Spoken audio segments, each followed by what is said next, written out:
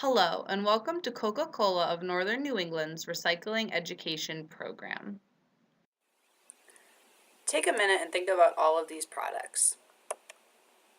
Ask yourself what these products might have in common.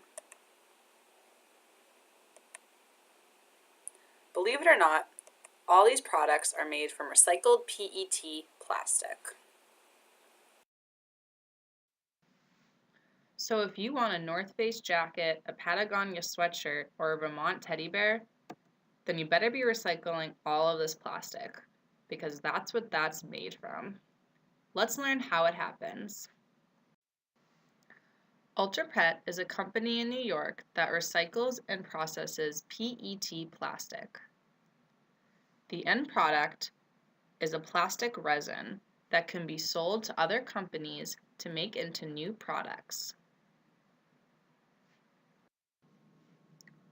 Ultra Pet will receive different types of PET plastic and chop it up in their high-tech machinery so it will look like this.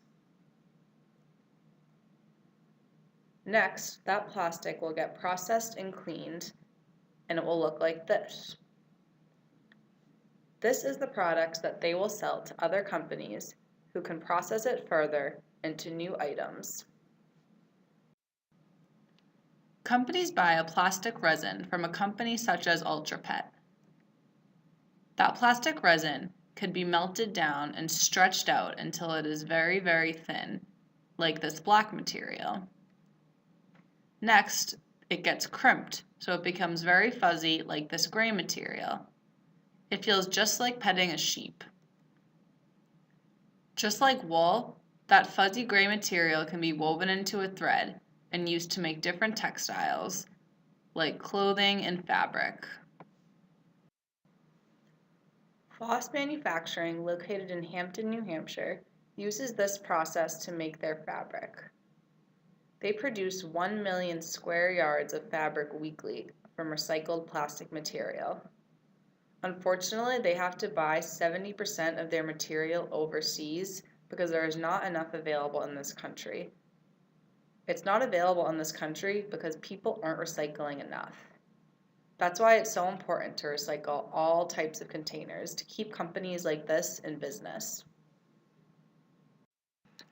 Polartec is a company located in Lawrence, Massachusetts and Hudson, New Hampshire. They make 50% of their products from recycled PET plastic. They make all the fabric for North Face and Patagonia worldwide. Vermont Teddy Bear will never stuff their bears with cotton. They only stuff their bears with this fuzzy material made from recycled PET plastic because they believe it is the best choice for kids. PET plastic is antibacterial, so germs hate it. That means that you can bring your bear to a germy environment like a school, or you could even wash it and it won't grow mold or get dirty. This is the same reason why food companies use #1 PET plastic to make their containers.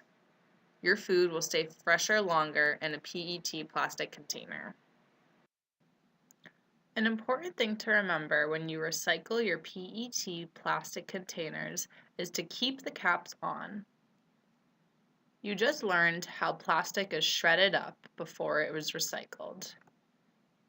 Once it is shredded up, it gets cleaned.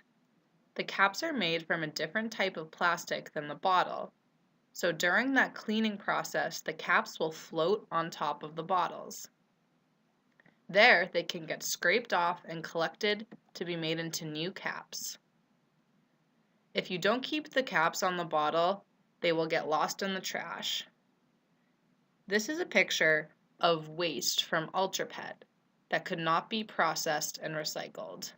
It will be sent to a landfill. You can see that there are many plastic caps in this bucket of waste, probably because they were not kept on their original containers.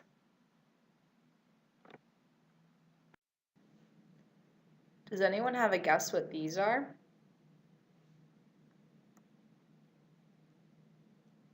Some common guesses are test tubes and flashlights, but believe it or not, Those are actually a future plastic bottle. They are called Preforms, and the Londonderry Production Center receives shipments of them from Virginia.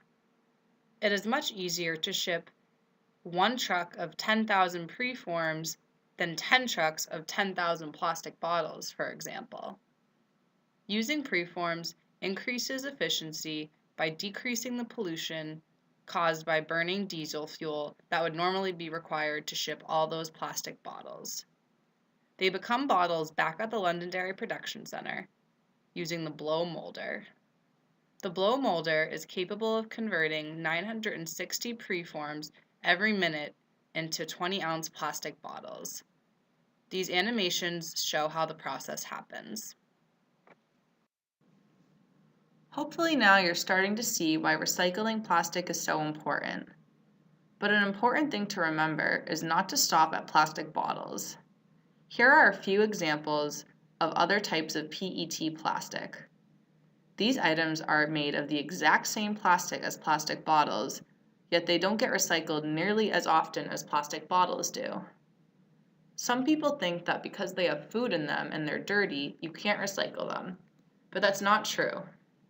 You don't need to waste energy washing out a container that looks like this. When you're done with this container, all you should do is let your dog have fun with it. After that, you can put it right in the recycling bin as is. We just learned all about what PET plastic can become. So now it's time to learn about other different types of plastics. Another type of plastic is HDPE. A lot of people assume that they can't recycle this because of the chemicals in these types of containers.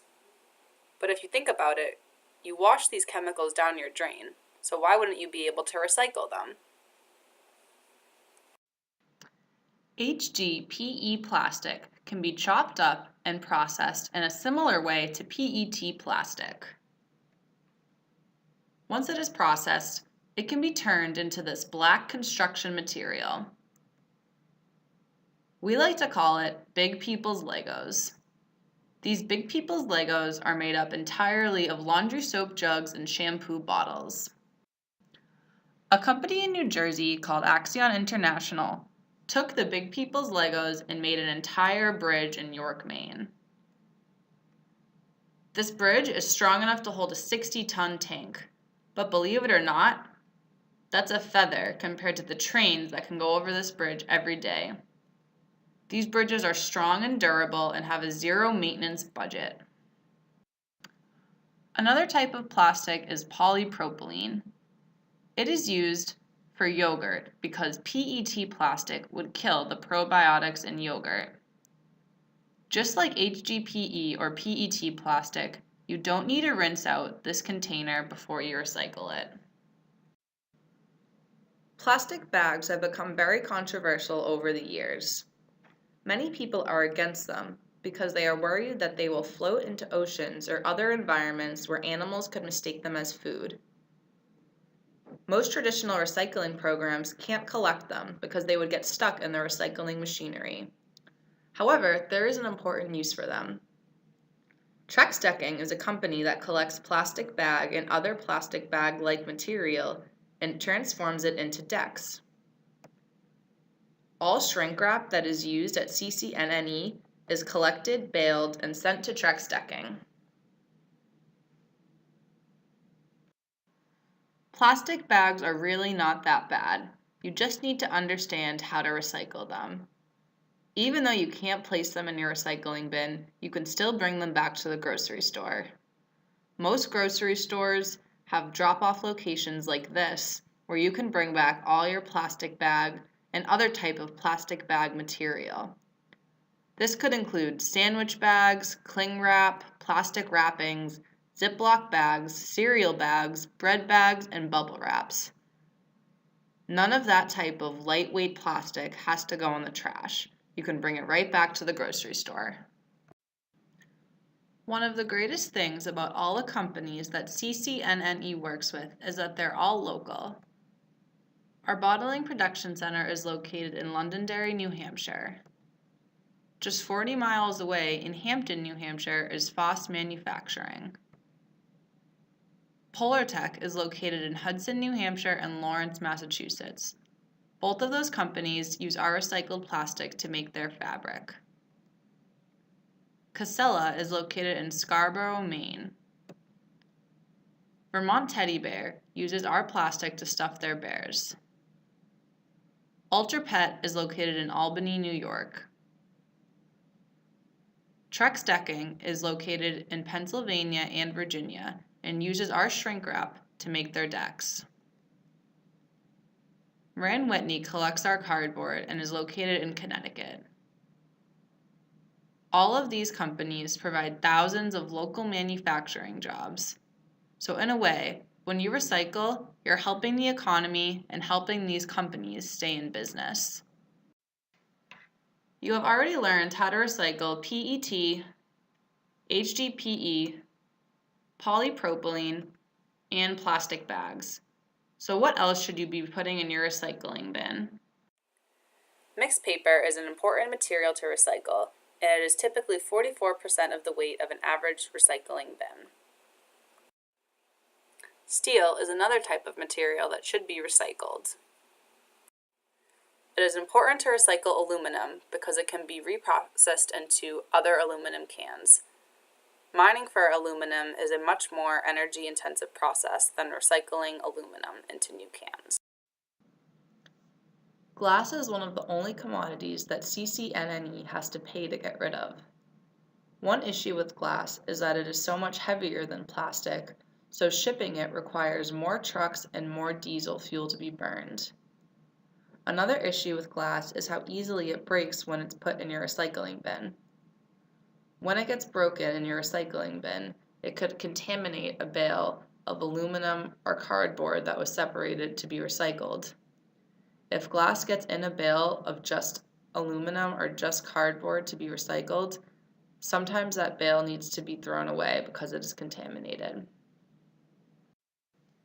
Thank you for listening, and we hope you learned a lot about recycling and sustainability. The following sources were used for photos and other information in this video series.